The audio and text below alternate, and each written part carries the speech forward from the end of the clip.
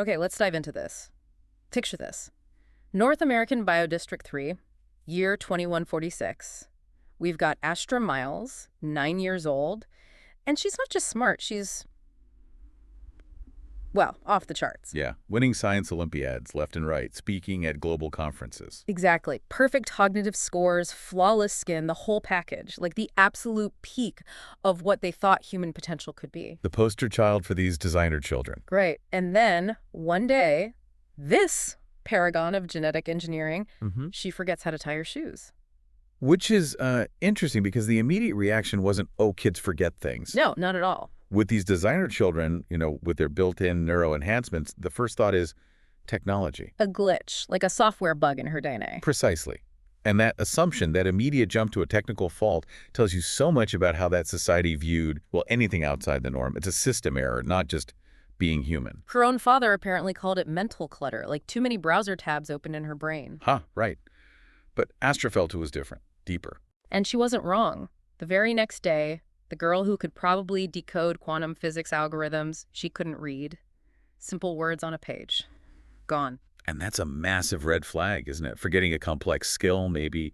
But reading, that's fundamental. Totally. Especially when these kids are engineered for peak cognitive function. Yeah. It really undermines the whole concepts of their design. How stable is this enhancement if basic things unravel? But then it gets even weirder. The day after she loses reading, Astra starts to dream. The dreaming. And you have to understand, this was like a feature not included. A big selling point was optimized sleep. Pure neural sorting. No messy imagination, no unpredictable nightmares, just efficient cognitive processing. Right. Streamlined, optimized, no room for dreams. And that suppression is key. We think of dreams as, crucial for processing creativity, maybe even subconscious problem solving. Absolutely. Part of being human. So to deliberately engineer that out, it shows a really narrow definition of optimal, doesn't it? Yeah. One focused purely on measurable performance, maybe at the expense of something essential. And what she dreamed wasn't exactly pleasant. It was these flickering images, hundreds of faces. Kids. Kids, yeah. Looking like her maybe, but older, worn down, scarred even. Some smiling faintly, some were bleeding. Oh, wow. And they all just whispered one word, remember, over and over. Remember. That's haunting. It points towards, a history, a past these children weren't supposed to have access to. It's like something buried trying to surface. Exactly. What could they possibly need to remember? And why was it manifesting like this? And it turned out Astra wasn't alone. This phenomenon started spreading fast. The corporation had a name for it, didn't they? Something cold and clinical. Yeah, systemic deviance syndrome. Sounds like a computer virus. Doesn't just. But it was hitting others, like Riven, this coding genius, his super advanced neural firmware, just basic Python. Which is like, a fusion reactor suddenly running on coal. It's a fundamental step backward in complexity. Totally. And then there's Theo, math prodigy, suddenly obsessed with painting, like physical paints and brushes, getting overwhelmed by emotions he couldn't even identify. So a loss of engineered skills, but this emergence of something more fundamental, basic coding, raw emotion, art. Exactly. And by the end of that month, the report said over 3,000 designer children were showing these irregularities. 3,000? That's not isolated glitches. That's systemic, all right, but maybe not in the way the corporation meant. Right, which brings us back to the names. The corporation.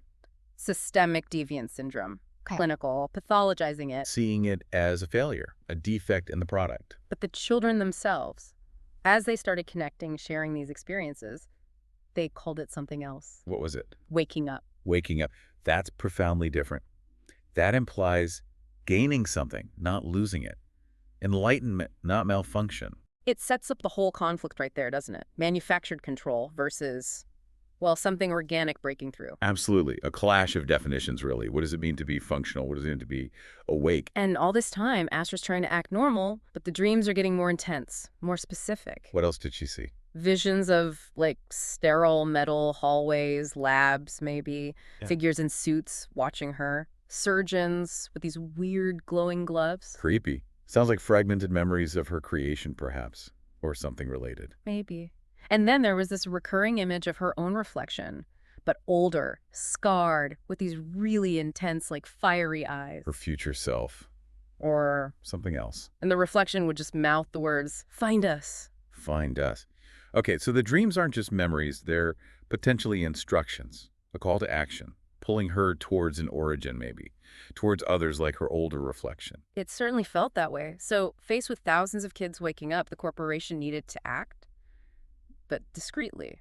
Damage control. Can't have the flagship product line suddenly developing minds of their own. So they initiated what they called a quiet recall, Chilling term. right? They used the routine monthly maintenance clinics, biometric updates, system checks as cover. Like taking your smart device in for an update, except it's your child's brain. Exactly. And some kids who went in, like Riven, the coder, and Theo, the painter, they just didn't come back. Vanished. So quiet recall might have been a euphemism for something much darker. Silencing the deviants. It seems likely. And Astra's parents told her about her upcoming clinic appointment with this. Huh. Really forced enthusiasm. Oh, like, isn't this great, honey? A little tune-up for your thoughts. Pretty much. Way too cheerful. It just felt wrong. Alarm bells must have been ringing for Astra. You'd think so. That kind of parental pressure knowing others hadn't returned. Terrifying. Absolutely. But Astra, she wasn't having it. She packed a bag, climbed out her window, and ran. Good for her. Yeah. A huge risk, but staying seemed riskier. She ended up heading for Grid 17, an old abandoned sector. Radioactive. A place the corporation had written off. Yeah. Too toxic, too costly to reclaim. Yeah. Uninhabitable for most humans, as the story puts it. But Astra was realizing she wasn't most humans anymore. That's a powerful moment of self-realization, isn't it? Choosing a toxic wasteland over gilded cage, seeking freedom, even in desolation. And deep inside Grid 17, in the ruins of an old train station, she found them. Them, the ones from her dreams. Maybe. They call themselves the originals, and the contrast she describes is stark. How so? They weren't like the designer children at all. They were raw, dirty, flawed. No perfect skin, no modulated voices. They stumbled over words sometimes, showed raw emotion. So the opposite of the engineered perfection. Completely. But they were free, and they knew things Astra didn't. Untainted knowledge. Knowledge from outside the corporation's controlled narrative. That makes sense. Their flaws were signs of their authenticity, maybe. And then came the bombshell. A girl there, one with mismatched eyes, she tells Astra, "They didn't build us, they uncovered us." Uncovered. Whoa. Okay, unpack that. Apparently, way back like 2087, during all the climate chaos, some private syndicate, the precursor to the corporation, was doing radical biogenetic experiments. Trying to create a post-human template.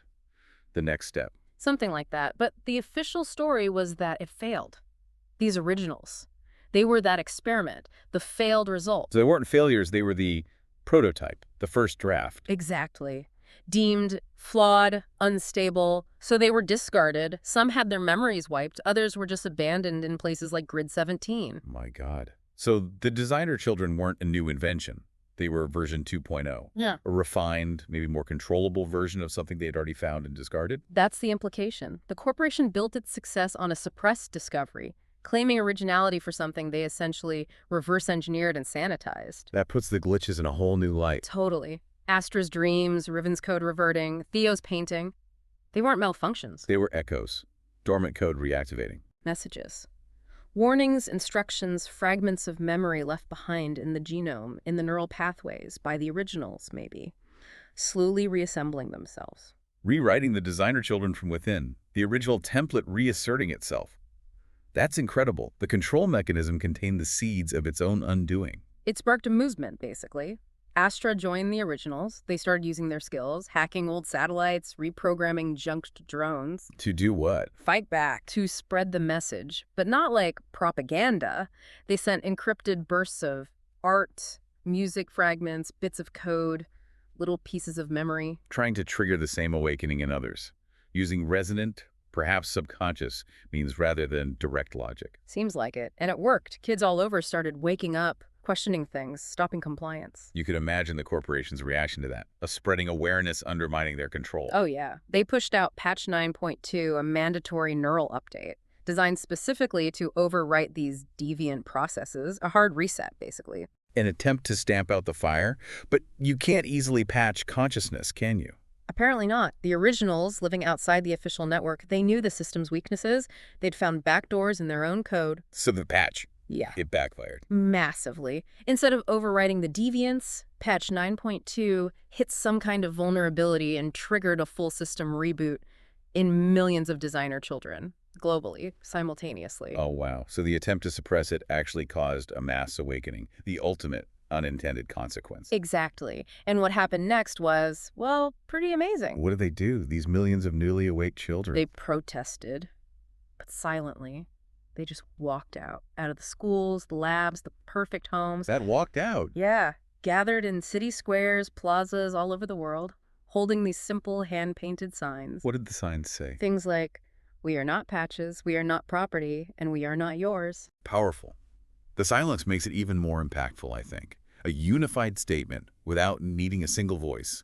And the handmade signs, rejecting the mass-produced perfection they came from. Absolutely. It was a visual rebellion. Of course, the corporations scrambled. Damage control again. Spin doctor time. They called it a coordinated cyber attack, blamed, unnamed foreign enemies, promised reintegration programs to fix the poor, corrupted children. Deflect and deny. Standard playbook. But could they really put the genie back in the bottle? Too late. The kids started talking, not through official channels, but using old frequencies, unsecured feed nets, finding their own platforms. And what do they say?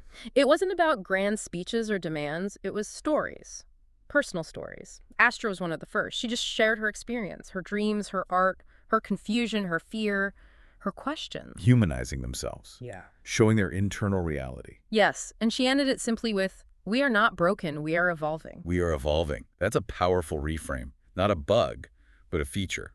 An upgrade, even. The world's reaction was, as you'd expect, split. Completely fractured. I can imagine. Some would see monsters, dangerous deviations needing correction. Definitely. Demands for resets, for control to be reestablished, clinging to that idea of predictable perfection. All others? Others saw hope. Maybe the next step. Evolution not designed in a lab, but discovered. Something emerging organically. The potential for a new kind of humanity, perhaps. One that embraced complexity. Exactly. And out of all this, the movement got its name. GNEN. Free. Generation Free. GN free. I like it. They're still young, the story emphasizes, still figuring things out, still glitching in their own ways. But they're building something new together on the wreckage of that old idea of sterile perfection. So it's not an end, but a beginning. Forging a new identity, flaws and all. Accepting the messiness of real consciousness. And Astra. She's the embodiment of that change. No longer the flawless product. She forgets things, stumbles sometimes. But she laughs genuinely now. She dreams vividly. She paints messily with her own hands. She went from being property to being a person. A profound transformation. From engineered object to evolving subject. It really makes you think, doesn't it, as we look at this whole narrative. What does perfect even mean? Is it flawlessness? Or is it the capacity to grow, to change, to adapt? And maybe, just maybe, it's our imperfections, our glitches, the things that make us unpredictable. Maybe that's where true humanity and real progress actually lies. That's the question, isn't it? Is perfection the goal, or is the journey of becoming with all its flaws the actual point? A lot to chew on there.